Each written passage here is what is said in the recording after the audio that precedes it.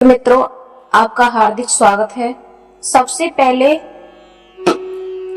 आप सबसे एक छोटा सा निवेदन है, अगर आपको हमारी यह पौराणिक कथा पसंद आए तो कृपया इसे लाइक करें, कमेंट करें, शेयर करें और चैनल को सब्सक्राइब करना ना भूलें।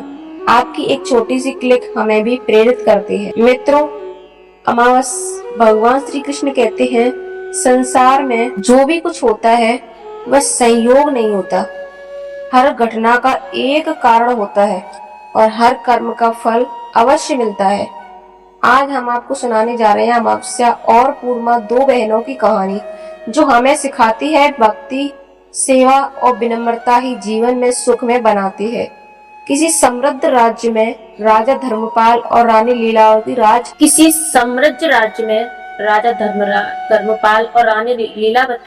राज करते थे। उनके दो पुत्र थे, वीरेंद्र और शौर्य, तथा उनकी दो पुत्रियां थी। पहली बेटी का नाम था पूर्णिमा, जिसका मुख चंद्रमा सा तेजस्वी और निर्मल था। दूसरी बेटी थी अमावस्या, जिसे ऐसे आराम, ठाट बाट अधिक प्रिय थी। पूर्णिमा दिन रात भगवान शिव की पूजा करती, गरीबों की सेवा करती और अपने माता पिता की सेवा में तत्पर रहती। अमावस्या सारा समय श्रृंगार, गहनों और नौकर चाकरों पर चिल्लाने में बिताती। इसे पूजा पाठ व्यर्थ लगता। हालांकि दोनों बहनें अपना आपस में प्रेम करती थी, लेकिन राजा रानी का पक्ष अमावस्या और बेटों की ओर। जब बेटों की शादियां हो गईं, तो बेटियों की बारी आई। रानी ने कहा, पूर्णिमा का विवाह किसी गरीब ब्राह्मण से करो, क्योंकि पूजा पाठ ही प्रिय है। राजा ने रानी की बात मान ली।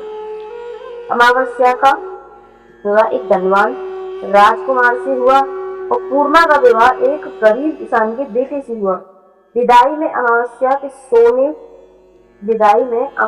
को सोने चांदी की पलकी और अनेक दासियां मिली। पूर्णिमा को केवल एक पुरानी साड़ी और तुलसी का पौधा देकर विदा कर दिया। अमावस्या अपने राजमहल में रानी की तरह ऐसो आराम में रहने लगी। पूर्णिमा अपने गरीब पति के साथ सरल जीवन जीने लगी, परंतु वह सदैव खुश रहती।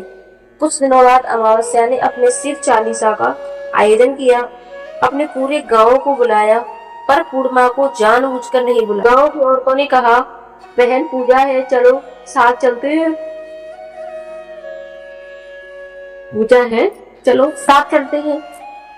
पूर्णिमा गई, लेकिन बहन ने उसका अपमान किया, कोने में बैठा दिया और प्रसाद भी नहीं दिया।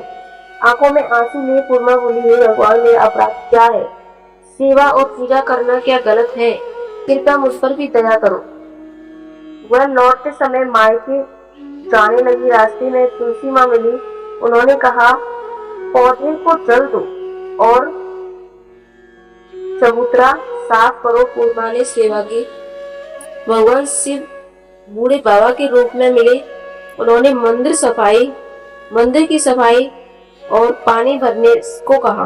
पूर्णिमा ने श्रद्धा से किया। काली मांग ली। उन्होंने कहा, मंदिर साफ करो और मेरा श्रृंगार करो। पूर्णिमा ने सेवा की। गंगा मैया मिली। उन्होंने भी पूर्णिमा की सेवा ली। सभी देवी देवताओं ने आशीर्वाद दिया, बेटे लौटते समय हमसे मिलना, हम तुम्हें भेंट देंगे। मायके में उपहार। मायके पहुंचने पर भाइयों ने पूर्णिमा का खूब स्वागत किया।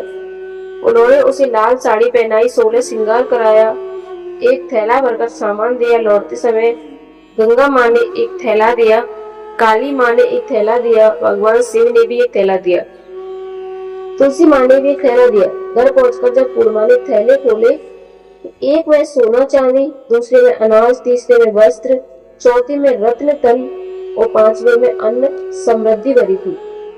अब उसका घर सुख समृद्धि से भर गया। जब अमावस्या ने यह देखा तो ईर्ष्या से बोली, मैं भी मायके जाऊंगी और वैसा ही करूंगी। रास्ते में वही तुलसी माँ, शिव बाबा, काली माँ और गंगा माँ मिली, लेकिन अमावस्या ने घमंड में आकर कहा, मैं महारानी हूँ, यह गंदे काम में नहीं हूँ। सभी देवी देवताओं से अप्रसन्न हो गए। मायके पहुंचने पर भाइयों ने इसका मजाक उड़ाया, यह तो बस खाने आई है, इसे काम करना नहीं आता। लौटते समय भाइयों ने उसे थैला देने से मना कर दिया। फिर देवता ने थैले दिए।